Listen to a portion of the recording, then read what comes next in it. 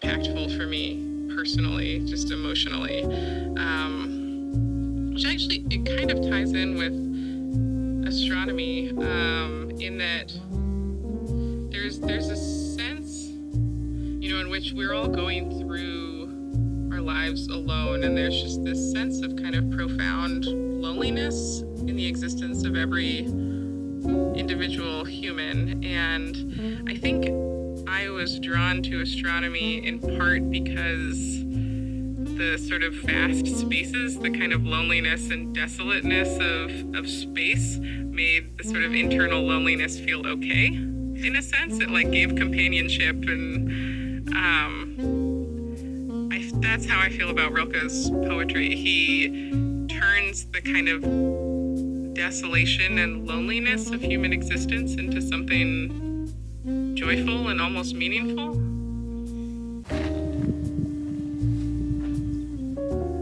The Panther by Rainer Marie Rilke, translated by Stephen Mitchell. His visions from the constantly passing bars has grown so weary that it cannot hold anything else. It seems to him there are 1,000 bars, and behind the bars, no world. As he paces in cramped circles over and over, the movement of his powerful soft strides is like a ritual dance around a center in which a mighty will stands paralyzed. Only at times, the curtain of the pupils lifts quietly, an image enters in, rushes down through the tense, arrested muscles, plunges into the heart, and is gone.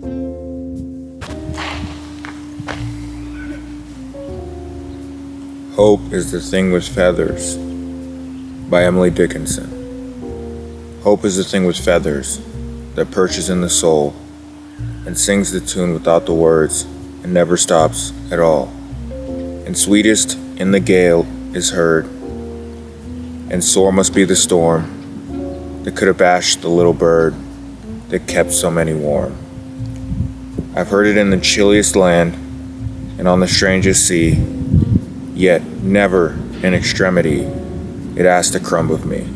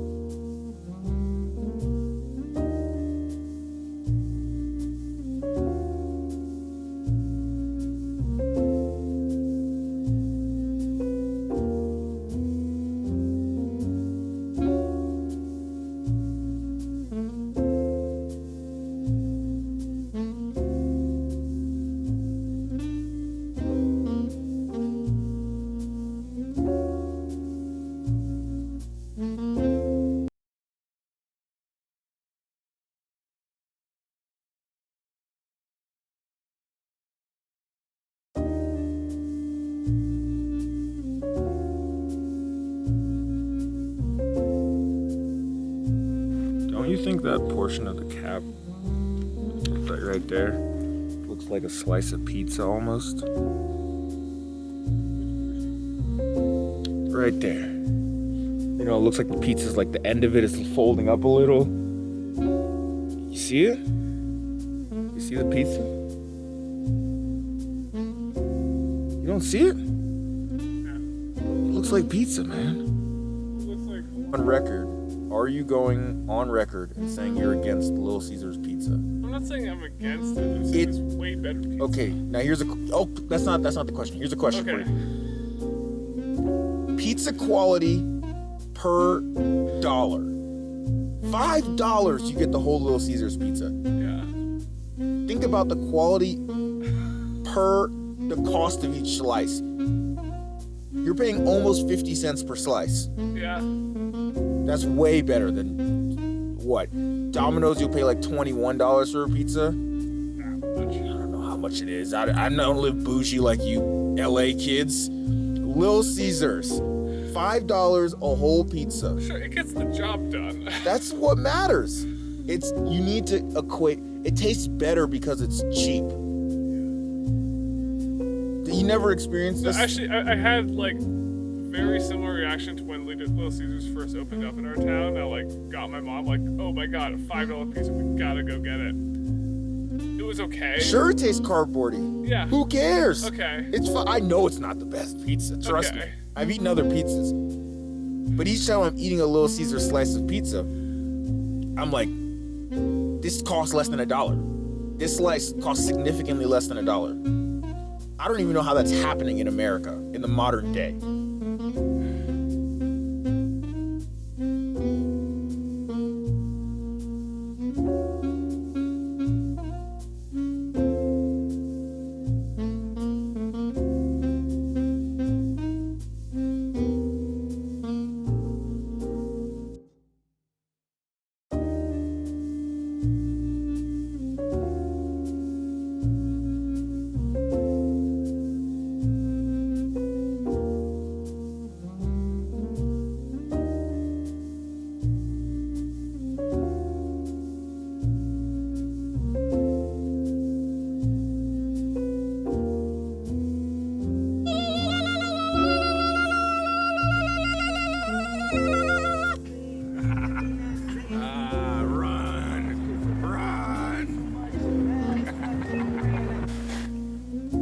Day 17 recap. Really meditating on the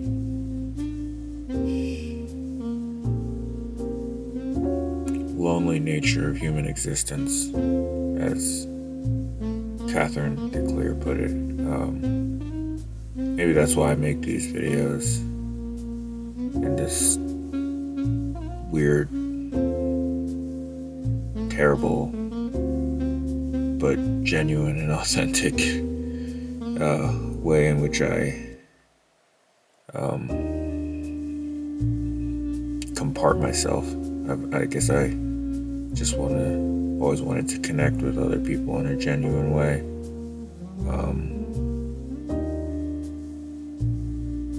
Yeah. Hopefully I can do that someday. I'm currently feeling like a true comedian. I think my finest work is at hand.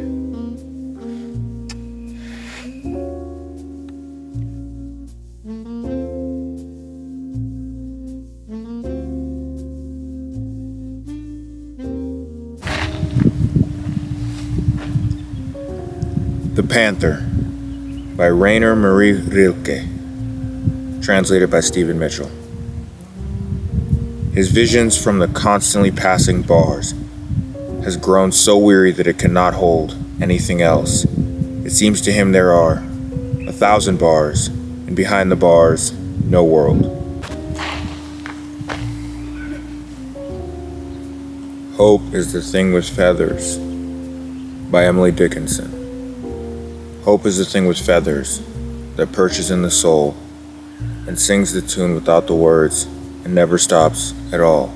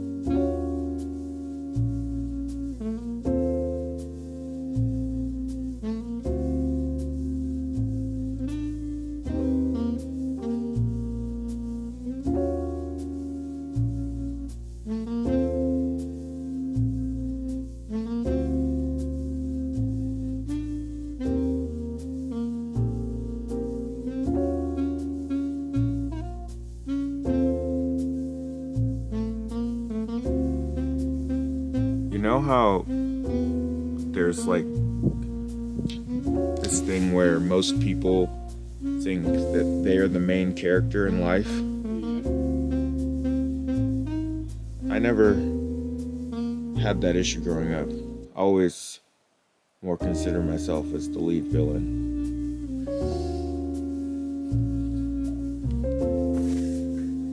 Day 18 recap. Today was a really tough day for me, physically and motivationally. It was not an easy day. Just beat up, but did a lot of meditating throughout the day, and also I just happened to finish this book, A Long Way Gone, which recounts Ishmael Bear's teenage years as a child soldier when he was forcibly removed from his parents. Wandered around looking for them for years. Then they witnessed their death. They were just outside of the village in which to find them when they were all murdered. Became a child soldier, murdered tons of people, and then in the conclusion of the story, his uncle, who he moves in with after years of being a child soldier, is also killed, or he's not killed, he dies of sickness. So this book is an amazing way to get perspective on anything in life. So right now it's a tough day, and it's also super windy outside, and so hopefully I don't wake up with my tent on my face. But you know what? Life could be a lot worse. But I would like to read how the book ends. And the majority of the book is a memoir, just a true telling of his life. It ends with the telling of a story. So I'll read. It says, "It was nighttime and we sat by the fire, stretching our arms toward the flames as we listened to the stories and watched the moon and the stars retire. The red coal from the fire lit our faces in the dark, and wisps of smoke continuously rose toward the sky. Pa Sise, one of my favorite friend's grandfathers, had told us many stories that night, but before he began telling the last story, he repeatedly said, 'This is a very important story.' Then he cleared his throat and began. There is a hunter who went into the bush to kill a monkey. He had looked for only a few minutes when he saw a monkey sitting comfortably in the branch of a low tree. The monkey didn't pay him any attention, not even when his footsteps on the dried leaves rose and fell as he neared. When he was close enough and behind a tree where he could clearly see the monkey, he raised his rifle and aimed. But right when he was about to pull the trigger, the monkey spoke. 'If you shoot me, your mother will die, and if you don't, your father will die.' The monkey resumed its position, chewing its food, and every so often scratched its head or the side of its belly. What would you do if you were the hunter?" This was a story told to young people in my village once a year. The storyteller, usually an elder, would pose this unanswerable question at the end of the story in the presence of the children's parents. Every child who was present at the gathering was asked to give an answer. But no child ever did, since their mother and father were both present. The storyteller never offered an answer either. During each of the gatherings, when it was my time to respond, I always told the storyteller that I would think it over, which of course was not a good enough answer. After such gatherings, my peers and I, all the children between the ages of 6 and 12, would brainstorm several possible answers that could avoid the death of one of our parents. There was no right answer. If you spared the monkey, someone was going to die, and if you didn't, someone would also die. That night we agreed on an answer, but it was immediately rejected. We told Pasise that if any of us was the hunter, we wouldn't have gone hunting for monkeys, we told him. There are other animals such as deer to hunt. This is not an acceptable answer, he said. We are assuming that you are the hunter. You, as the hunter, has already raised your gun and have to make the decision. He broke the kola nut in half and smiled before putting a piece of it in his mouth. When I was 7, I had an answer to this question that made sense to me. I never discussed it with anyone, though, for fear of knowing of how my mother would feel. I concluded to myself that if I were the hunter, I would shoot the monkey, so that it would no longer have the chance to put other hunters in the same predicament.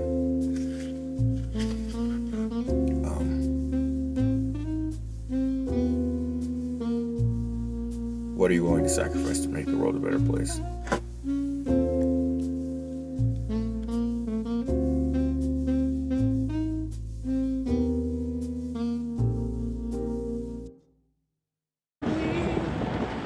Black balloons over my head. Let it blow, let it blow, let it blow, let it blow, let it blow, let it blow by me. Day 19 recap. We went back to the same place that we were at 2 days ago and did 3 moderately detailed stratigraphic sections in a couple areas of interest to look at the upper blast crons, a possible transition Dustin is looking at. But since the views were all the same, I didn't really want to bore you with more redundant views in the already redundant nature of this video, or of these videos. So instead, enjoy some questions that I asked Dustin a couple days ago, and I was going to use it at some point, so I think I'll use it to fill up today's portion of the video. And apart from that, got a porcupine quill today. It stabbed me. So that's what I get for taking it. I didn't take it from the porcupine, by the way. It was on the ground. Wouldn't do that. Yeah, that's all I got, man. All right. The all-important, first of all, we will lead with the all-important question that I must ask as a geobiologist. Okay. What is a stromatolite? That's a bigger question than you might know.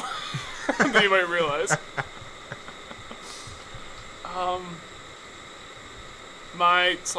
Now your advisor, Grotzinger, is probably the authority on it, as far as I can tell.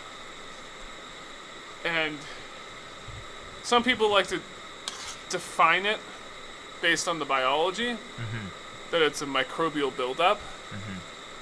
But John and I agree with John on this, that's not a descriptive way. You're already interpreting what it is. What he would say a genetic description. You want to have a purely descriptive, uninterpretive way of describing stromatolites, or what a stromatolite is. So essentially, you're saying like purely from a Right. So purely sedimentological from a perspective. sedimentological standpoint, is, let's see if I remember this, growth from a point or limited source in building up as laminations. So just kind of like a dome of laminations, thin layers, growing up from a point or limited source. That would be the sedimentologist's description of it.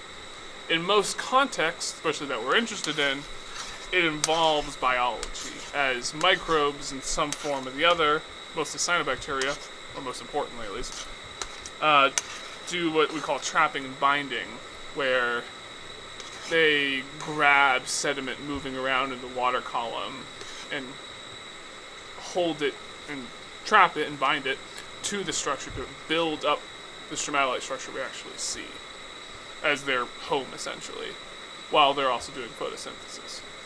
Well, sir, you've answered the next question already. Okay. Why are they important? Now, on to the question that pertains to these here mountains. What is the difference between an irregular stromatolite and an elongate stromatolite, and what are they telling you about the paleo environment? Right. Well, so those are two terms that I made up for these purposes, my descriptive terms, for these two different important facies or rock types of stromatolites we have here. Very basically, the irregular stromatolites, as the term implies, are irregular in their shape and size. And they don't have a consistent form in a single outcrop. You look to the left, to the right, up and down, and the shapes change and vary. What was a low is a high above it, things like that. And they change in their size as well. What I call they don't have inheritance of form.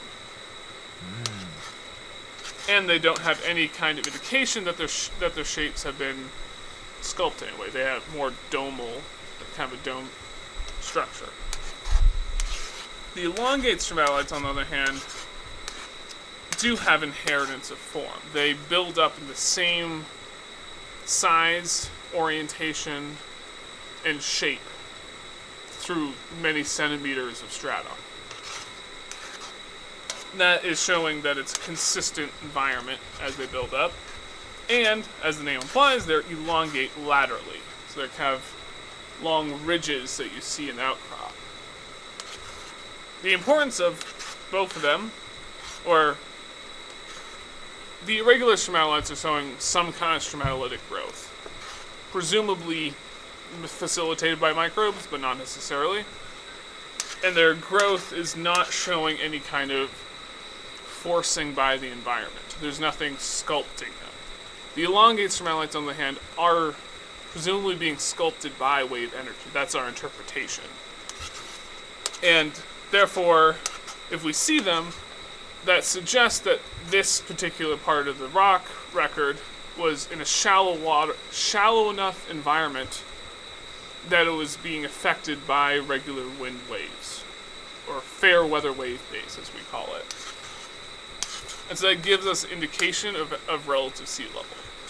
And so what we see here often is the irregular stromatolites, you have regular stromatolites overlaid or topped by elongate stromatolites, which is presumably showing a shallowing succession through them. A+ job. Well done. Thank you.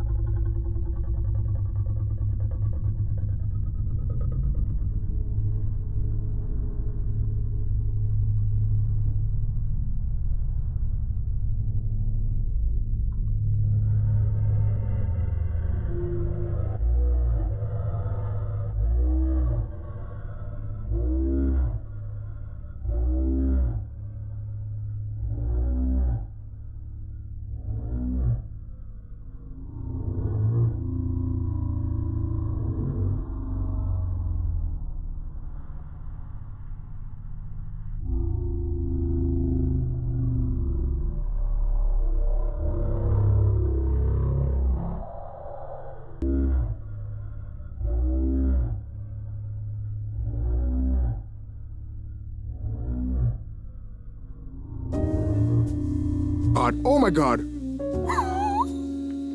Beautiful.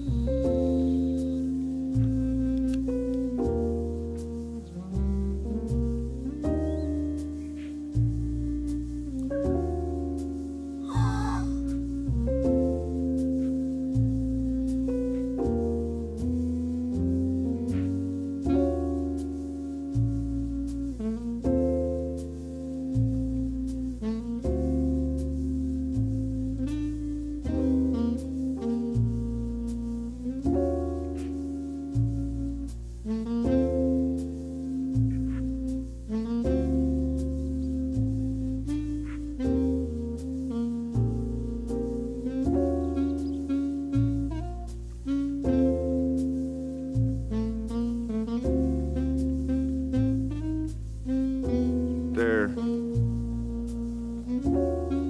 Come on, give me one.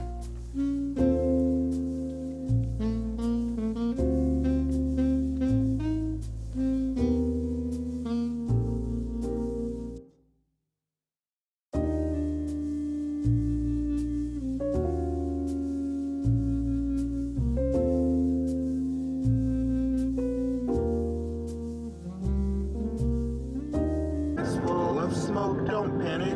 Call me and I'll tell you a joke. If you see white men dressed in white cloaks, don't panic. Call me and I'll tell you a joke. Oh,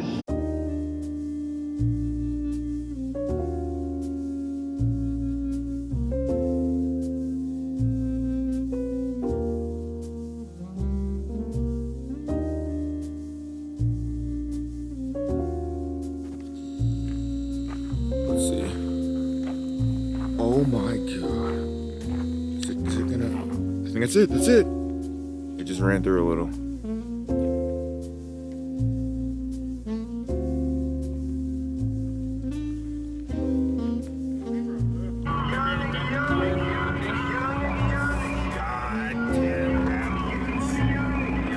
Yup.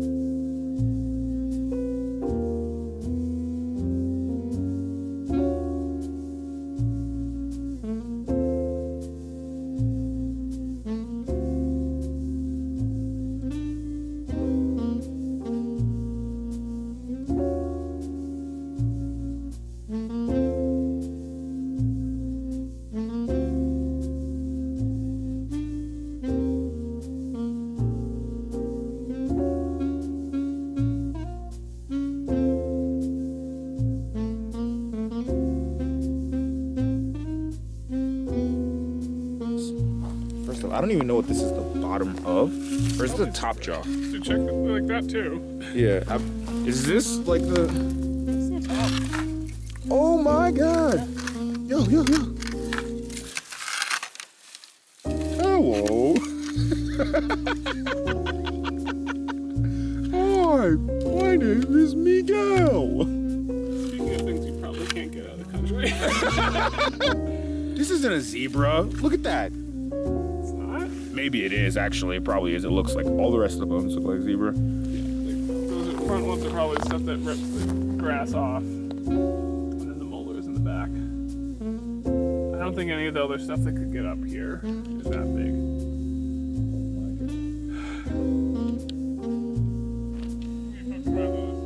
Cool. Want to see a hyena leg?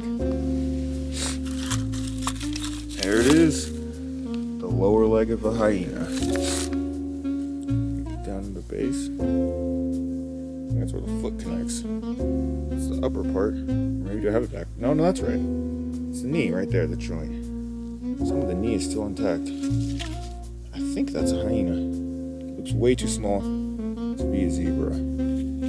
So I'm pretty sure I'm holding what was once a hyena.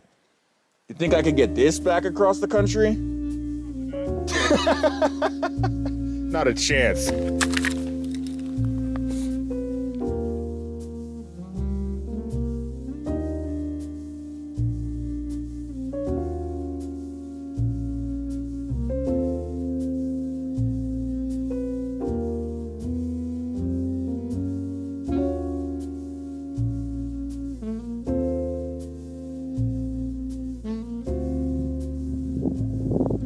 Whenever I see the trees like that one up there, I just think they look like Michael Jackson in like the Thriller music video, I think. You know the one where he's like leaning?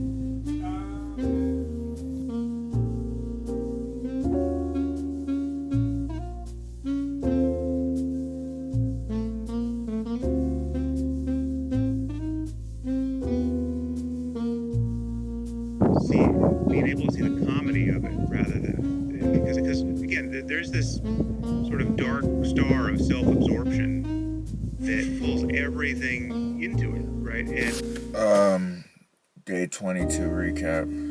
Let's try to do this one pretty quick. Stuff is starting to go to hell. We had 1 week before we were supposed to head to the dunes for vacation, for a couple days off in the middle of the field work season. But yesterday I didn't really film anything, probably, mostly because I was having real trouble with my computer getting the third part of the video exported and uploaded. That took forever. And then also midday we found out that Namibia is restricting travel between regions because of COVID. And so we're not in the same region as Fuckamund, where we were going to go to the dunes for vacation. So we're not sure if we can go anymore. So that was like our first issue. Then we got back and our new battery inverter broke. So it's the second one. Don't know what's up with that, or the cables to this one broke. So that's a bit of a problem. We have other ways we can charge things off, like in the car, but it's not as fast and stuff. And then we got back today after working, and 2 days ago we noticed some baboon footprints in our area, and they knocked over our propane tank. But that was it. They just knocked over our propane tank. Like, that's odd. I mean, we take most of the food with us. The only thing, we take all the food, really. The only thing that they might want that we leave here is we have a green box that has our utensils, but also has spices in it. And we cover that up with, we have 2 large pots, like outdoor cooking pots, and we cover up one of them. We use one to cover the utensils box, and then one we put our paper towels inside of the pot. Other than that, we don't leave anything here besides chairs and a shovel and toilet paper. Well, we came back today, and the baboons had come back. More of them, clearly, this time. And they didn't get in our box, thankfully, but they knocked over our propane tank again, threw the lids of our pots around, threw other stuff around, shit all over our camp area, and then they took the paper towels and started playing with them. And now, you can probably see that up on top of the roof, right there, that's the remains of paper towels, and all around our campsite is just pieces of paper towels. And why did they do this? Because they're baboons, that's why. They don't need another reason. So, all to say, oh, that's really close.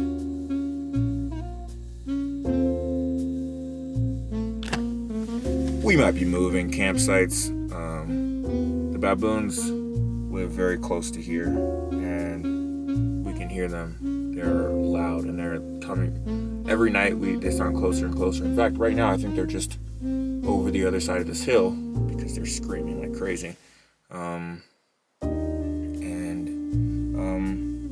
Yeah. Other than that, let's end on a positive note. Check out my hyena leg. I'm pretty sure I already showed this, but it's the leg of a hyena. Look. I thought it was a zebra at first. Justin thought it was a zebra, but I don't think so. It's far too short. Just the lower leg. It's the whole thing. This is the knee. You can see like the knee attachments, kind of. And then here's the bottom, where it goes to the foot or the ankle. And it looks like a hyena. So we saw a hyena today in the morning. Also, the hyenas that live here, they're not like the ones in like the Lion King. They're solitary ones, and they're huge. They're like Great Danes, but pit bull girth. Yeah. So I saw a hyena today, and then I saw the dead part of a hyena. So that's cool. I don't think I'm gonna get any of this stuff out of the country, but check it out. Check it out.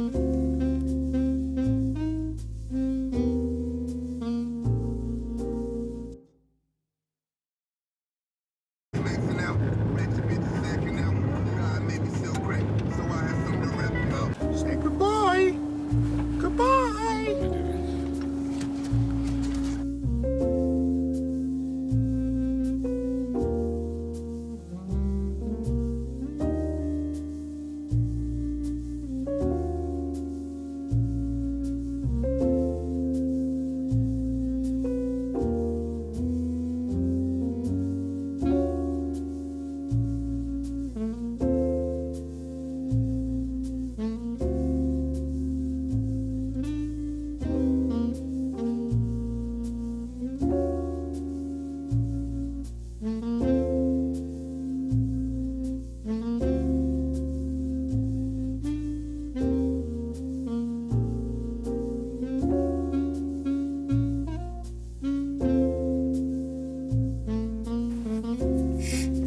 day 23 recap. Moved campsites.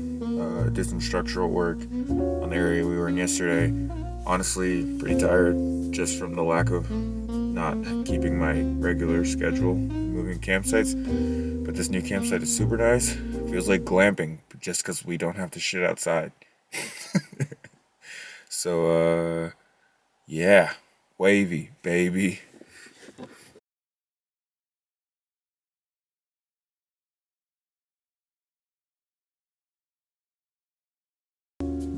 As he paces in cramped circles over and over, the movement of his powerful soft strides is like a ritual dance around a center in which a mighty will stands paralyzed. And sweetest in the gale is heard, and sore must be the storm that could have bashed the little bird that kept so many warm. Show that calm on mom's division. Before it gets multiple shots, should have been doing more division. Me and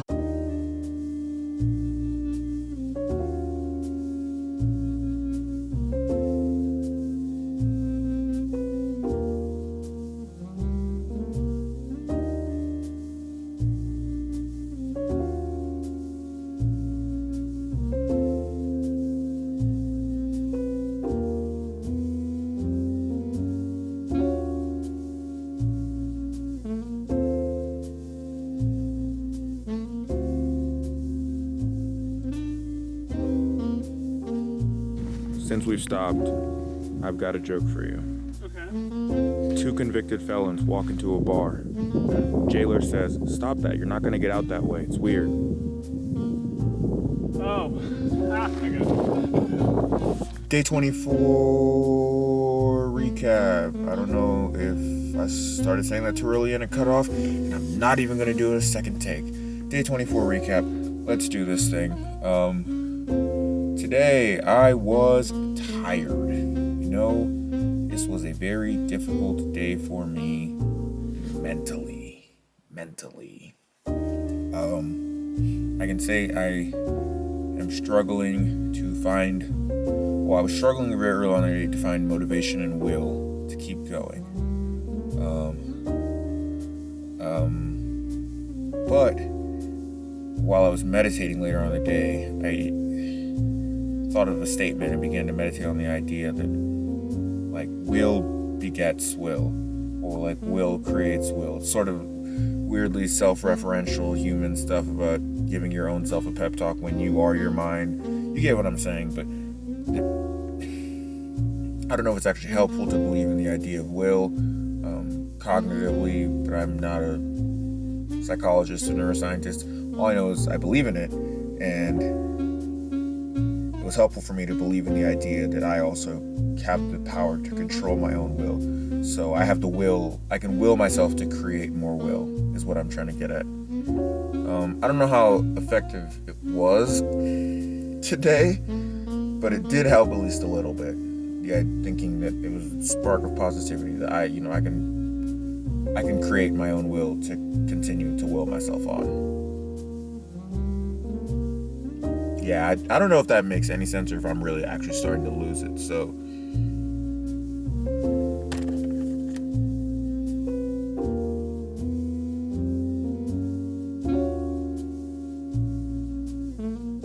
Kalahari, I forgot to introduce you as the newest member of the team. Kalahari, are you excited for today? Oh, you just want to be pet. Okay. We'll take that as a yes, ladies and gentlemen. Let me explain what just happened. I'll probably put this before so that it makes sense. So earlier when we were driving up, we accidentally scared one baboon troop from down in the valley area up to there, right around that area. And as we were coming up, we accidentally scared a second baboon troop that was right about there, and they ran into there, down into that jungly area. And as they ran down into there, they were attacked by a leopard. Don't have good footage of the leopard, just saw a big cat thing move really fast. And they're impossible to see. So yeah, so the baboon troop tried to run away from the leopard, and when they were trying to run away, they ran into the second baboon troops. They were kind of sandwiched in between. So then they ran upwards and took off to those hills up there. So we accidentally caused a wildlife skirmish. So but got to witness wildlife on hard mode for the who knows how many time. But it was pretty freaking crazy. Cool though. Cool. Yeah, the baboons are like taking off for the hills.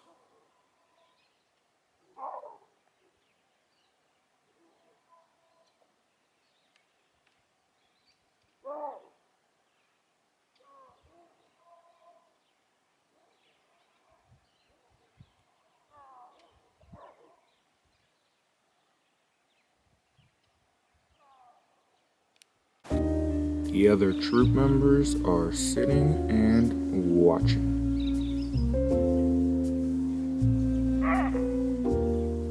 In the words of J. Cole, hunger on the hillside. Poor baboons, but I don't feel bad. Screw you.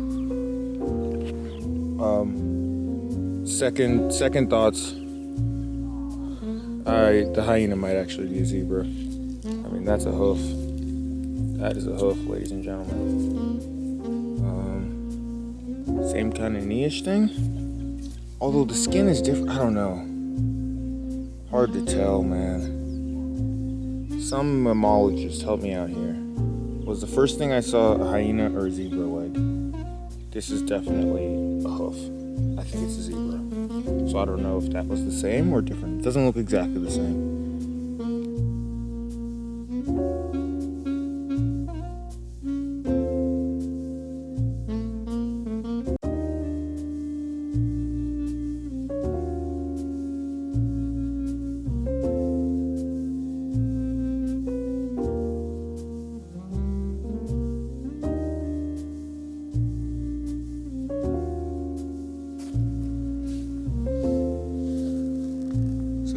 Question to you.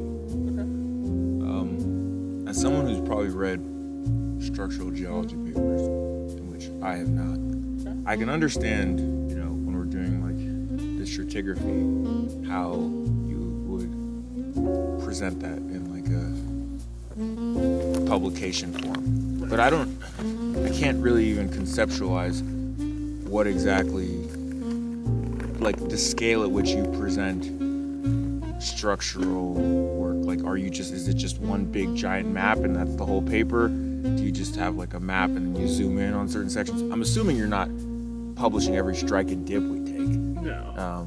Yeah. I don't think so. Definitely a thorough map and probably multiple maps at scale, showing the different important regions. And I think what a big part of it's going to be, and what I've kind of been iterating with John at some level, is making giant structural cross sections. So that's like going across the entire valley and showing the attitude of the beds through it. So like literally like the stratigraphic is like, up and down. In a way, Here yeah. You're looking. Exactly, yeah. Oh, that's cool. And then with that, kind of have your interpreted, okay, in space that's now not rock, this is what I'm guessing would be here. Inside the mountains where we can't get to, interpret what we think is there. Like with dotted lines or something? Yeah, dotted lines. To like oh, that's actually... They look pretty amazing. Oh no, that sounds like it would actually look very cool. You had like a horizontal, like long stretching, multiple kilometer, like section. And actually what I'm planning, as I've been kind of putting together my current structural story, like showing the overall deformation of the whole valley, is that like one won't be enough. Mm-hmm. So you see in some papers is like a stacked cross sections in one massive ass figure. So have like a cross section across this area. There's like a small one up front, then like across here, then like across here, and then across all the way here. Oh wow! And you kind of like stack them, or have multiple figures. But it's kind of cool if you can find a way to like 3D stack them to show it both in the north-south and across the space to get a full view of what's going on. And some of that's even then still interpretive. But then the other aspect of it, once you kind of build the picture of, oh, here's what there is now, then presumably showing a series of events kind of in some form of figures of cartoons showing what happened when and how it would have looked through different stages. And then also a lot of it is even probably what will be the structure paper is going to be also lithological correlation. And so that's going to be like noting different places of the cap that we found cap that no one else has actually labeled cap. You're like, oh, you guys should check out this if you ever want to check it out. And then making the argument of why this is cap and the delta is not. Yeah. Which will also be more on the stratigraphic side. But using also cross sections of, okay, well then what is it? How did it get here? Which we haven't fully answered yet. Presumably what do we do for much in the second half? Some bird apparently builds their nest. This whole thing is the nest in sparsely populated trees. Very interesting. That'd be the weirdest things I've ever seen. Like, what lives inside of that? Also, part of the plant is like growing from it. Oh, is it you guys who live here? No way. What kind of birds? Uh-huh.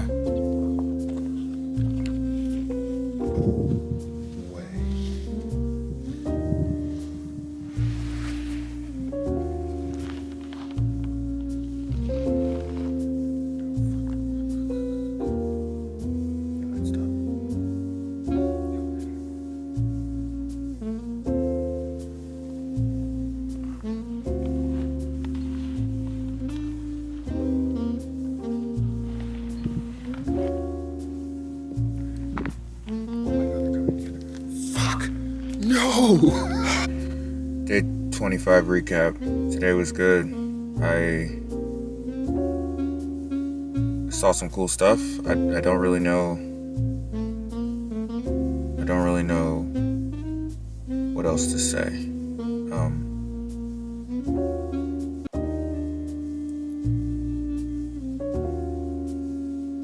On his 2004 debut album, Kanye West said, "Mayonnaise color pens, I push miracle whips." And with that, I will allow you to chew on the words of the greatest 21st century philosopher there has yet to be.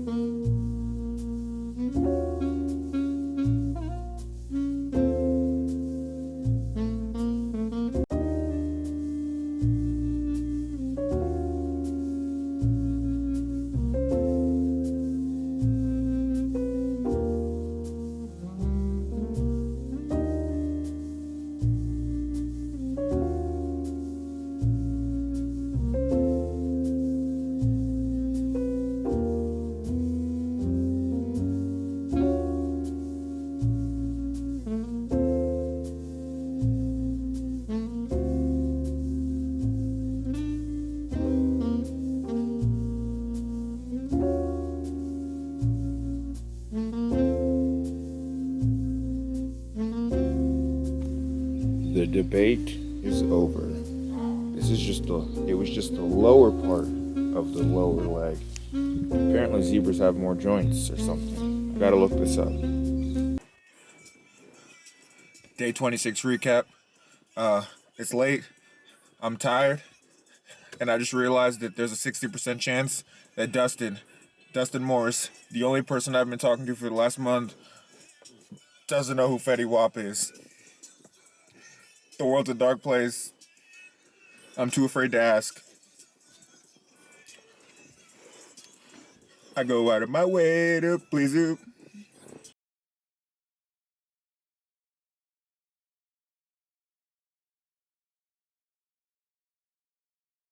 Okay. I don't know if this is loud enough that you can hear me, but I'm gonna go ask him right now if he knows who Fetty Wap is. Let's go.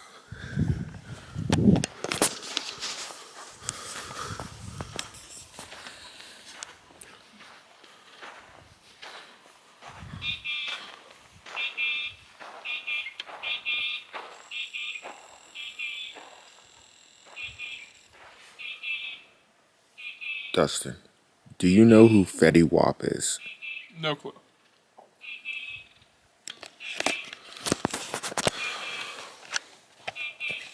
Will you tell me who it is?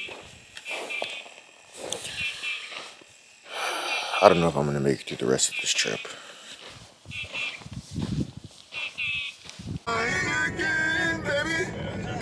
I know my lifestyle is driving you crazy. Lord, I cannot see myself without you. We call the fans though, girl, you know what we do.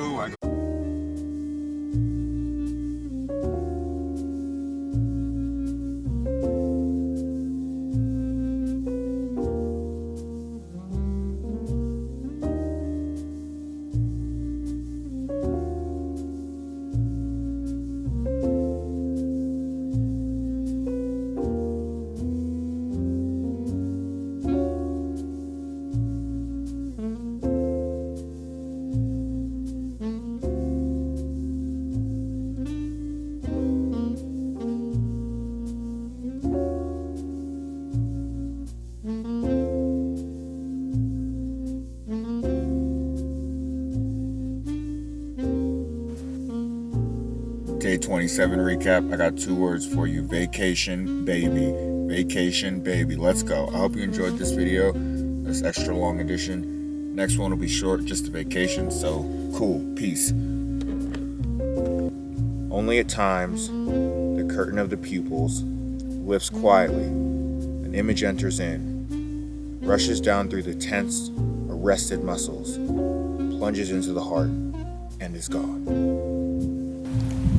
I've heard it in the chilliest land and on the strangest sea, yet never in extremity it asked a crumb of me.